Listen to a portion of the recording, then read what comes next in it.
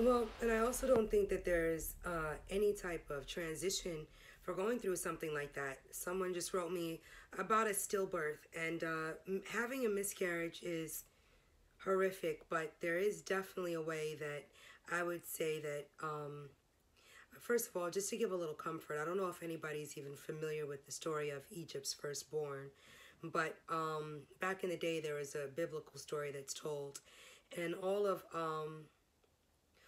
God's first children are usually sacrificed or are taken like that. So that was one thing, as trivial as it sounds, that was able to give a little bit of comfort. I think that that's just a key. You want to be able to move forward, but you also want to know what your emotional disposition is. So, a lot of us do follow and are open to just understanding the different aspects of astrology and how our moon and our rising and all these things affect our development. But more than that, I would just say the loss of anything is difficult. And unfortunately, in this country, there really isn't any mourning or a class or anything that is offered to young women who do have miscarriages pretty late into term. Having been someone that has experienced that, I had a miscarriage in going into my 8th month. So I was pretty much full with my 7th month. You lactate, you have to push the baby out. There's a connection there. And, I would say that it just takes time. Like anything else, it's going to take time. So like anything, emotional recall, you might smell certain things. You might be around certain people. You might be in certain environments that just trigger you to be in that space. And that's okay. What we want to start to do is write a list down of the things that trigger you, the things that bring you back to that place of thinking about the baby or thinking about what happened. And moving forward and moving past something is really actually dealing with it. So however you need to deal with that, whether you need to cry for 2 weeks, whether you need to take long walks every morning, give yourself time to really connect. One thing that really helps is writing a letter, whether that be to yourself as well as the baby. Try to do two. Write a letter to yourself, forgiving yourself, and also releasing whatever bonds you felt you had with that unborn child. The same thing, especially if you're lactating. So another thing that really allows for some closure is to have a semi-funeral. Create your own funeral. I wasn't able to get the body released. It was just way too much money, and it was just way too stressful a time. So, not having the embryo was really huge for me. But again, still do stuff like create a bassinet, create something that you can put, whether it be the clothes that you were purchasing for that child, or certain memories, or the letters that you write. Put it in the bassinet. What I did is I wrapped it specifically in just, blankets and adorned it, and really read the letter that I wrote to my unborn child over, over what I consider to be his grave. And, some cultures name the child that they lost and others don't. I definitely recommend whatever you feel you need to do, you should do. So if you named your child, definitely send that energy away in peace. You're definitely going to need to sleep with a bowl of water under your bed, which is going to cause for just actually a unity, a connection between that soul and yourself. And some people say, oh, you want to rip that. That connection is always going to be there, whether you acknowledge it or not. So putting a bowl of water, it's almost like creating like a mem or a space of peace between yourself and that spirit. So you want to have something that connects you to that energy. And you do that for a couple days. You pick up the bowl of water after you wake up. You throw it out in the tub, and you fill it back up. And as you fill that bucket back up, or that clear bowl back up, you imbue it with the energy. So, for the first week, you might just really be angry. And you can say, look, I release this anger.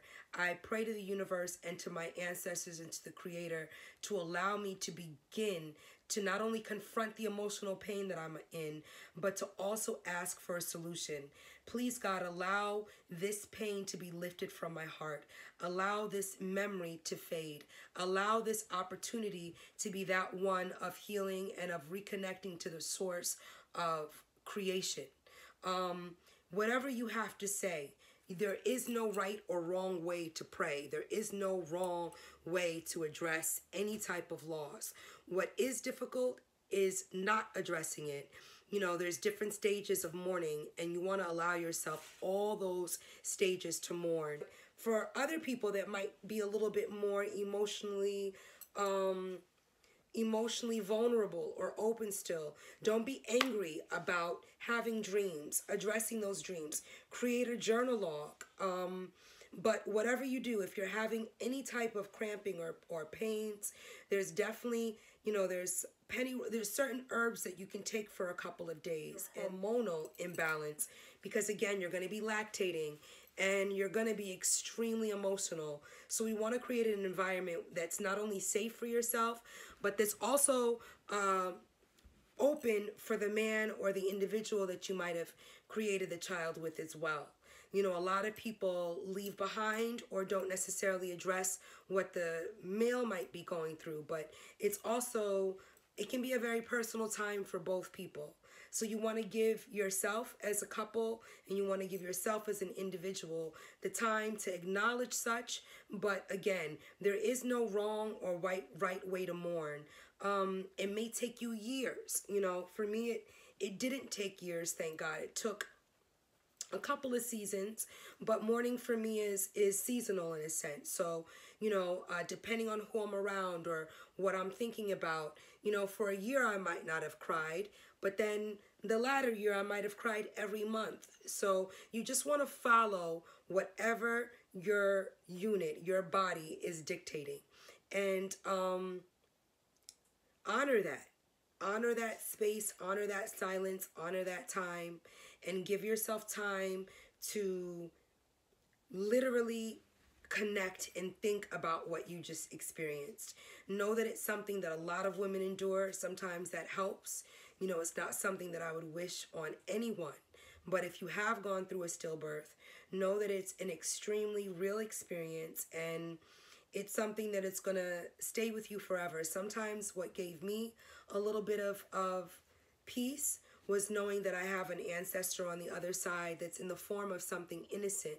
So thinking of that innocence and thinking of that pureness, you know, I thought of an angelic spirit not only being with the loved ones that I've lost when I was younger, my mom, my grandma, but also knowing that, you know, this too shall pass. So I say that to say, you know, miscarriages and stillbirths are not something that we are taught to talk about, or we are educated in on even how to be a guide for someone else when they are experiencing these things. You know, it's almost like, you know, those that don't have the child, there's something wrong or something happened, and oftentimes you can find yourself in a place of real self-punishment, and you don't want to do that. So if you are lacking a community and you don't have, you know, the funds to have a proper burial and to connect with the energy, then you're going to need to create your own rituals, and they are just as powerful and they work just as well. So with all of that, if you have experienced it, my heart goes out to you, but it does get better. And know that sometimes people just are insensitive and don't know how to deal with any type of loss within themselves. So to see you go through something, they just might not know how to connect, and that's okay as well.